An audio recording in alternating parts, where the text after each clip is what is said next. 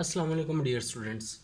आज का जो हमारा टॉपिक है वो है conditions for node and anti node. इससे पहले हम स्टैंडिंग वेव्स के बारे में पढ़ चुके हैं। स्टैंडिंग वेव्स के बारे में हमने स्टैंडिंग वेव्स में देखा था कि हमारे पास जो एनर्जी है वो दो पॉइंट्स के दरमियान में रहती है। अगर इधर से हम एक वेव पैदा करते हैं तो वो इधर को जा रही है, बाद में इधर से टकरा कर इधर को जा रही है। इन दो पॉइंट्स के दरमियान ही वो एनर्जी जो रहती है, ठीक है। अगर ये वाली वेव इधर को जा रही है, स्टैंडिंग वेव्स में हमने कहा था कि हमारे पास दो वेव्स है, y1 प्लस y2 होगी, ठीक है। अगर y1 के डायरेक्शन इधर को है तो y2 के डायरेक्शन इधर को होगी, क्योंकि स्टैंडिंग वेव्स को हमने कहा था कि ये वो वेव्स है हमारे पास जिनमें जो फ्रीक्वेंसी है y1 की जो फ्रीक्वेंसी है वो इक्वल टू y2 की फ्रीक्वेंसी के इक्वल होगी, यानी कि दोनों की जो फ्रीक्वेंसी है वो इक्वल होगी, लेकिन डायरेक्शन में ऑपोजिट होंगी दोनों। अगर एक इधर को मूव कर रही है तो दूसरी इधर को मूव कर रही है। तो ऐसी जो वेव्स थी इनको हमने स्टैंडिंग वेव्स का नाम दिया था। तो इसके बाद हमने स्टूडेंट्स पढ़ा था कि हमारे पास जहाँ पर मैक्सिमम एम्पलीट्यूड जो है वो मिनिमम होगा तो हम उसको नोड का नाम दे देते हैं उस पोजीशन को, और जहाँ पर एम्पलीट्यूड मैक्सिमम होगा उसको हम एंटी नोड का नाम दे देते हैं, ठीक है। हम देखते हैं यहाँ पर एम्पलीट्यूड जो है वो मिनिमम था, हमने इसको नोड कह दिया। यहाँ पर एम्पलीट्यूड मैक्सिमम है, हमने इसको एंटी नोड कह दिया। यहाँ पर फिर मिनिमम है, हमने इसको नोड कह दिया। यहाँ पर आप फिर देखते हैं कि इस पॉइंट पर फिर मैक्सिमम है, हमने इसको एंटी नोड कर दिया। फिर इस पॉइंट पर ये मिनिमम हो जाता है तो हम इसको नोड का नाम दे देते हैं। तो अब इस टॉपिक में हमने पढ़ना है कि conditions for node and anti node, ठीक है। कि ये नोड और एंटी नोड बनते किस किस जगह पर है, मैथमेटिकली हम इसको देखेंगे। तो इसके लिए हम क्या करेंगे कि इसके लिए हम एक कोई वेव लेंगे y1 जो कि इस साइड में ट्रैवल कर रही है, प्लस करेंगे y2 जो कि ऑपोजिट साइड में ट्रैवल कर रही है। दोनों की फ्रीक्वेंसी सेम होगी लेकिन डायरेक्शन ऑपोजिट होगी, और उनकी हम दोनों की सुपर पोजिशन करवाएंगे। ये हमारे पास एक सुपर पोजिशन इन दोनों की होगी, यानी कि इन दोनों को ऐड करेंगे y1 प्लस y2 को, जो कि y के इक्वल आएगी। और इस y जो हमारे पास इस y के इक्वल जो कोई इक्वेशन हमारे पास y के इक्वल आएगी, इससे हम इन दोनों की conditions for node and anti node निकालेंगे कि यहाँ से कि कहाँ पर हमें नोड मिल रहा है और कहाँ पर एंटी नोड मिल रहा है। तो स्टूडेंट्स, जैसा कि मैंने पहले कहा कि स्टैंडिंग वेव्स के अंदर हमारे पास दो वेव्स होती हैं y1 एंड y2, जिनकी फ्रीक्वेंसी सेम होती है हमारे पास लेकिन डायरेक्शन ऑपोजिट होती है। अब इधर देखें, y1 अगर हमारे पास y m साइन के एक्स माइनस ओमेगा टी के बराबर हो जिसकी डायरेक्शन इस तरफ को है, और y2 हमारे पास y m साइन के एक्स प्लस ओमेगा टी है जो कि जिसकी डायरेक्शन इधर को है। मैंने पहले बता चुका हूँ पहले लेक्चर्स में कि अगर राइट साइड पर डायरेक्शन होगी तो माइनस आएगा, अगर वेव जो है वो लेफ़्ट साइड पे जा रही होगी तो प्लस का साइन आएगा, ठीक है। अब इन दोनों की हमने क्या करवानी है, हम इन दोनों की हमने सुपर पोजीशन करवानी है। इन दोनों एम्पलीट्यूड को, इन दोनों फ्रीक्वेंसीज को आपस में मिलाना है। तो हमें क्या मिलेगा, y जो है सुपर पोजीशन है y1 प्लस y2। अब y1 की वैल्यू है y m साइन के एक्स माइनस ओमेगा टी, और y2 की वैल्यू है हमारे पास y m साइन के एक्स प्लस ओमेगा टी या के एक्स माइनस ओमेगा टी। तो सुपर पोजीशन से हमें मिलेगा, अगर y m इन दोनों में से हम y m को कॉमन ले लें तो y m ये हमारे पास कॉमन आ गया। इधर हमें मिलेगा साइन के एक्स माइनस ओमेगा टी और साइन के एक्स प्लस ओमेगा टी, ये देखें इस दोनों साइड्स पे। अब क्या करेंगे, अगर हम इस साइन के एक्स इसको a का नाम दे दें और प्लस साइन के एक्स इसको b का नाम दे दें, तो ये हमारे पास फार्मूला बनेगा sine a plus sine b। तो इसकी जो वैल्यू हमारे पास होती है sine a plus sine b is equal to 2 sine a plus b over 2 cos a minus b over 2। अब ये वैल्यूज़ इस पे फार्मूला में हमने पुट करनी है। हमने कहना है कि वाई एम ये, और हमारे पास 2 साइन, ये हमारे पास 2 साइन a प्लस बी, ये a है हमारे पास और ये b है, a प्लस बी के एक्स माइनस ओमेगा टी, के एक्स माइनस ओमेगा टी, ये प्लस का साइन, ये इस वाला प्लस का साइन, और b की वैल्यू हमने इधर से के x plus omega T over 2। अब कॉस में हम इसको लिखेंगे कॉस, सिर्फ बिल्कुल same a minus b over 2 values put कर देंगे। अब स्टूडेंट्स, इधर हमने प्लस था, इधर मैंने इधर माइनस लगा दिया क्योंकि इधर माइनस है, तो माइनस में जब ये वाला साइन जो अंदर वाला ब्रैकेट्स का वो चेंज हो जाता है, इस वजह से मैंने इधर डायरेक्ट माइनस का साइन लगा दिया ओवर 2 ये फार्मूला। इस फार्मूला के अंदर हमने ये सारी वैल्यूज़ जो है वो पुट की हैं, इसकी साइन ए और साइन बी की, तो हमें ये मिल जाता है। अब हम इधर से क्या करेंगे, ये वाई एम इधर आ गया, ये 2 साइन जो है वो ये आ गया। अब इसमें हम देखते हैं कि माइनस ओमेगा टी और प्लस ओमेगा टी हैं, ये आपस में कैंसल आउट हो जाएंगे। तो हमें क्या मिलेगा, के एक्स और के एक्स, ये 2 मिल जाएगा हमें इधर से। अब कॉस की तरफ आते हैं, ये हमारे पास कॉस आ जाएगा। तो इधर से हम देखते हैं कि ये माइनस के, ये प्लस का है और ये माइनस का के एक्स, ये कट जाएगा और ये माइनस ओमेगा टी माइनस 2 आ जाएगा हमारे पास। तो अब हम इधर से देखेंगे कि ये वाला 2 हमारे वाई एम, अगर इस 2 को हम बाहर निकालें, ये 2 YM, ठीक है, ये 2 इससे क्या हो जाएगा, कैंसिल हो जाएगा, 2 YM साइन के एक्स के बराबर आ जाएगा ये। और कॉस, ये 2 इससे कट जाएगा और ये माइनस ओमेगा टी, हम अगर देखेंगे कि हम जानते हैं कि कॉस माइनस थीटा जो है वो कॉस थीटा के इक्वल होता है, इसलिए कॉस जो थीटा ये एंगल है हमारे पास ओमेगा टी अगर आता है तो ये हमारे पास ओमेगा टी के ही इक्वल आ जाएगा। तो ये स्टूडेंट्स हमें ये एक इक्वेशन मिल गई है।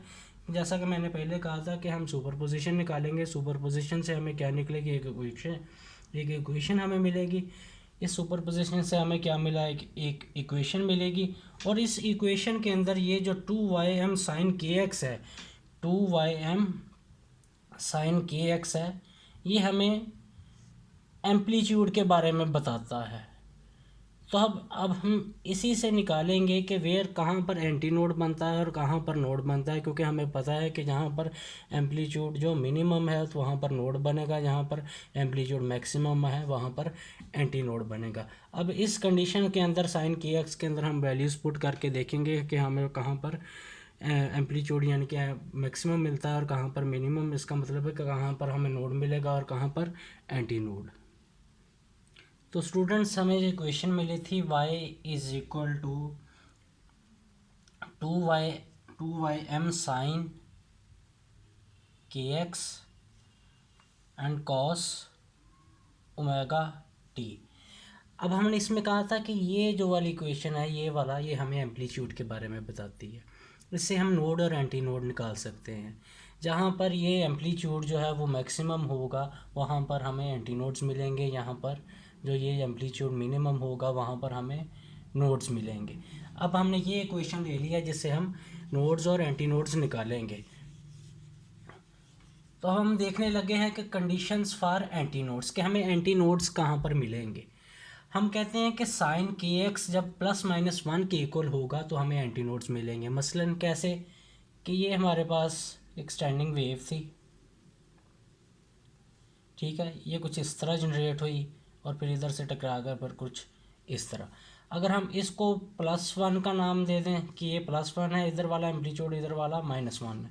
अब हमको पता है कि जब ये बॉडी इधर होगी तो हमें एक इस जगह पर एक क्या मिलेगा, एक एंटी नोड मिलेगा।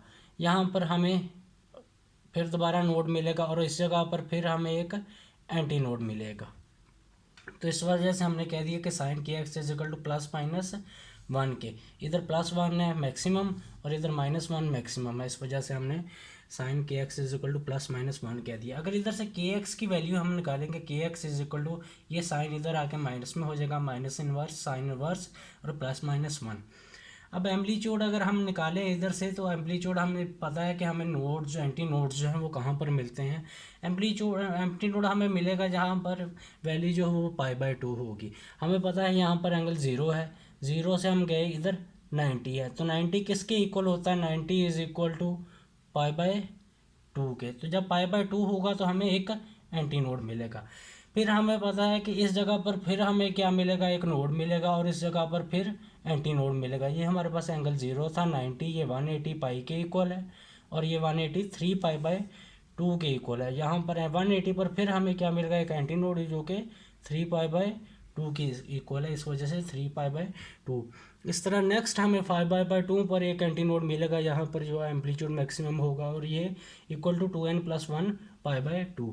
ये हमें एम्पलीट्यूड के बारे में बताता है कि जहाँ पर एम्पलीट्यूड मैक्सिमम होगा वहाँ पर हमें एंटी नोड मिलेगा, क्योंकि हम पढ़ रहे हैं कि कंडीशंस फॉर एंटी नोड हमें कहाँ पर मिलेगा। एंटी नोड हमें हर उस जगह पर मिलता है जहाँ पर जो एम्पलीट्यूड है वो मैक्सिमम होता है। यहाँ पर एम्पलीट्यूड मैक्सिमम है, एंटी नोड मिल रहा है, यहाँ पर एम्पलीट्यूड मैक्सिमम है, एंटी नोड मिल रहा है, वापस टकरा के इस जगह पर एम्पलीट्यूड मैक्सिमम है, एंटी नोड मिल रहा है, इस जगह पर एम्पलीट्यूड मैक्सिमम है, एंटी नोड मिल रहा है। ठीक है, इसके बाद हम पढ़ेंगे कि कहाँ पर हमें नोड्स मिलते हैं। अब हमें ये तो पता चल गया कि एंगल क्या हो, तो हमें जो हमें एक एम्पलीट्यूड जो है वो एक हमें एंटी नोड मिलता है। अब हम देखेंगे कि पोजीशन कौन सी हो, तो यहाँ पर एक अगर पार्टिकल इधर है तो क्या मिल रहा है, पार्टिकल इधर होगा तो हमें क्या मिलेगा, इस बारे में जानने लगे। इसलिए हमें पता है कि के x is equal to 2n+1, ये हमारे पास क्या है जी, λ/2 नहीं है हमारे पास, पाई/2 है, ये हमारे पास पाई/2 के इक्वल है। के एक्स अगर हम इसको इसके इक्वल रखें तो हमें पता है के हमारे पास एक यहाँ पर वेव नंबर है और इसकी वैल्यू 2π/λ के बराबर होती है। इस वजह से के हमने 2π/λ पुट कर दिया है और ये इसके इक्वल। हमें पता है कि ये लैम्डा और ये आपस में ये जो पाई है ये कैंसिल हो जाएंगे। इस वजह से वैल्यू जो हमने निकाली है पोजीशन एक्स की वैल्यू इधर से निकालेंगे तो x is equal to 2n+1 λ/, ये लैम्डा इधर अगर इसके साथ डिवाइड हो रहा है तो इधर आके मल्टीप्लाई होगा और ये आपस में जब मल्टीप्लाई होंगे तो ये 4 बन जाएगा, λ/4। अगर इस वैल्यू n की वैल्यू अगर हम 1 2 3 पुट करें, अगर 1 पुट करेंगे 2 + 2 × 1 ये हमारे पास λ/4 आ जाएगा। 2 वैल्यू n की पुट करेंगे तो ये 3 λ/4 आ जाएगा। 3 पुट करेंगे तो नेक्स्ट हमें पता है तो ये बन जाएगी हमारे पास पोजीशन है, एक्स पोजीशन को डिस्क्राइब कर रहा है 2n+1। इसका मतलब है कि जब पोजीशन λ/4 होगी, यानी कि इधर से ये इधर तक हमारे पास लैम्डा है, एक वेवलेंथ, लैम्डा कहते हैं वेवलेंथ को। ठीक है, वो ओवर 4 से यानी कि उसका 4th पार्ट, इसकी बात हम कर रहे हैं कि जब λ/4 होगी यहाँ पर तो हमें क्या मिलेगा, वहाँ पर हमें एक एंटी नोड मिलेगा, तब π/2 होगा। इधर आप देखेंगे 90 का एंगल बन रहा है, ये π/2। जब 3π/4 होगा तो हमें एक एंटी नोड मिलेगा, फिर वो 3π/2 पर, 5 पर हमें 5/2 पर एंटी नोड मिलेगा। जब पोजीशन ये हमारे पास ये होगी तो हम एम्पलीट्यूड हमारे पास मैक्सिमम होगा जहाँ पर, तो इस इन पॉइंट्स पर हमें क्या मिलता है, इन पॉइंट्स पर हमें एंटी नोड्स मिलते हैं। तो स्टूडेंट्स अब हम जानेंगे कि कंडीशंस फॉर नोड्स और मिनिमा कहाँ पर हमें मिलता है। नोड्स हमें वहाँ पर मिलते हैं, we get nodes when amplitude is minimum. हमें नोड्स जो हैं वो कहाँ पर मिलते हैं, हमें पता है कि ये हमारे पास अगर वेव है, एक स्टैंडिंग वेव है, तो हमारे पास इधर जो मैक्सिमम जो एम्पलीट्यूड है वो मिनिमम है, यहाँ पर नोड मिलेगा। इस पॉइंट पर हमारे पास जो है वो एम्पलीट्यूड जो है वो मिनिमम है, यहाँ पर नोड मिलेगा। इस पॉइंट पर एम्पलीट्यूड मिनिमम है तो यहाँ पर नोड मिलेगा। जब वापस टकरा के फिर इधर आएगी तो फिर इस पॉइंट पर हमें एक नोड मिलेगा, फिर वापस इस पॉइंट पर हमें एक नोड मिलेगा। हम नोड उस पॉइंट्स पर हमें मिलते हैं यहाँ पर एम्पलीट्यूड जो है वो मिनिमम होता है हमारे पास, या फिर ज़ीरो होता है। अब यहाँ पर भी ज़ीरो है, यहाँ पर भी ज़ीरो है, यहाँ पर भी ज़ीरो है। इस वजह से ये तीनों पॉइंट्स पर हमें नोड मिलते हैं, क्योंकि एम्पलीट्यूड जो हमारे पास यहाँ पर ज़ीरो होता है, बिल्कुल मिनिमम होता है। इसलिए हम कह सकते हैं कि जो हमारे पास साइन के एक्स है, हमारे पास साइन के एक्स जो है वो ज़ीरो के इक्वल होता है, क्योंकि हमने पहले कह चुके हैं कि साइन के एक्स जो है इसे हमने एम्पलीट्यूड कहा था कि ये हमारे पास एम्पलीट्यूड है। इसका मतलब है कि के एक्स की वैल्यू अगर इधर से निकाली जाए, के x is equal to sine, ये इधर आके साइन इनवर्स, और ये हमारे पास ज़ीरो हो जाएगा। ठीक है, तो के एक्स की वैल्यू अगर हम इधर से निकालें तो साइन इनवर्स जो हमारे पास, एक तो पहले हमें नोड मिलेगा जब जो है ये जो एम्पलीट्यूड है, क्योंकि ये हमारे पास एम्पलीट्यूड है, एम्पलीट्यूड। ठीक है, के एक्स पहला नोड हमें मिलेगा जब के एक्स जो एम्पलीट्यूड जो है वो ज़ीरो हो जाएगा। ठीक है, दूसरा ये फिर इधर से ये यहाँ गया, इधर हमें एंटी नोड मिलेगा, ये 90 डिग्री है, वापस इधर आया, यहाँ पर पाई है, क्योंकि फिर दोबारा इस पॉइंट पर हमें क्या मिलेगा, एक नोड मिलेगा, तो हमें पाई पर, पाई जब एम्पलीट्यूड पाई होगा तो फिर हमें एक नोड मिलेगा। तो इसके बाद स्टूडेंट्स इसका मतलब है कि जब वापस इस जगह पर आएगा तो ये अगर ये 180 है तो ये 270 हो जाता है।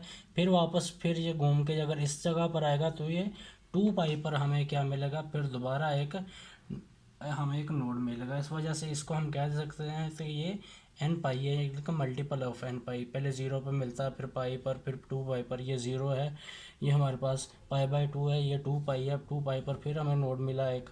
ठीक है, ये फिर 360, अगर ये हमारे पास 360 यानी कि 2π आ जाता है हमारे पास। इधर पाई पर हमें मिलता है ये 180 डिग्री के बराबर है, 0 90, ये 180, फिर 270, फिर 360, हमें 2π मिल जाता है इस जगह पर। ये फिर इस तरह एम्पलीट्यूड जो है तब जब 0π और 2π होगा तो हमें क्या मिलेंगे, यहाँ पर नोड्स मिलेंगे। अब हम इसकी पोजीशन के बारे में जानेंगे। पोजीशन निकालेंगे तो हमें पता है कि के एक्स इज इक्वल टू किसके बराबर है, ये के एक्स इसके बराबर है, k x is equal to n pi. तो के एक्स के मैं आपको बता चुका हूँ, हमारे पास वेव नंबर होता है जिसकी वैल्यू हमारे पास 2 पाई ओवर लैम्डा की इक्वल होती है। ये एक्स आ जाएगा is equal to n pi. तो जब हम क्या करेंगे, इधर से इस पाई को इससे कैंसिल कर देंगे, एक्स की वैल्यू जब हम निकालेंगे तो x is equal to n pi, ये हमारे पास एन लैम्डा ओवर 2 के हमारे पास इक्वल आ जाएगी। अगर हम इधर से जो एन की वैल्यू जो है वो हम 1 पुट करते हैं तो या फिर 0 पुट करते हैं तो ये हमारे पास 0 आ जाएगा। 1 पुट करते हैं तो लैम्डा बाय 2 आ जाएगा। ठीक है, अगर हम इसकी वैल्यू 2 पुट करते हैं तो ये हमारे पास लैम्डा आएगा। 3 पुट करते हैं तो 3 लैम्डा बाय 2 आ जाएगा। तो हम इसको लिख सकते हैं कि ये हमारे पास एन लैम्डा बाय 2 के इक्वल है। तो स्टूडेंट्स जब भी हमारे पास पोजीशन 0 होगी, यहाँ पर पोजीशन 0 है इस पॉइंट के, ठीक है, इस पॉइंट पर पार्टिकल की जो कि मूव कर रहा है, अगर इस तरफ को वेव बना रहा है तो हम क्या कहते हैं कि पोजीशन अगर 0 है तो उसकी एम्पलीट्यूड भी 0 होगा। पोजीशन लैम्डा बाय 2 है, अगर ये लैम्डा बाय 2 है इस जगह पर तो हमें एम्पलीट्यूड जो वो पाई इस जगह पर पाई होगा। जब लैम्डा है हमारे पास पूरे एक वेवलेंथ है तो हमारे पास 2 पाई के इक्वल होगा। तो स्टूडेंट्स जब भी पोजीशन जो है वो इनके बराबर होगी तो हमें एम्पलीट्यूड जो है वो ये मिलेगा, और इन पॉइंट्स पर हमें क्या मिलेंगे, इन सभी पॉइंट्स पर हमें नोड मिलते हैं। तो स्टूडेंट्स आज का टॉपिक था। आई होप कि आप सबको समझ आया होगा। खुदा हाफिज़।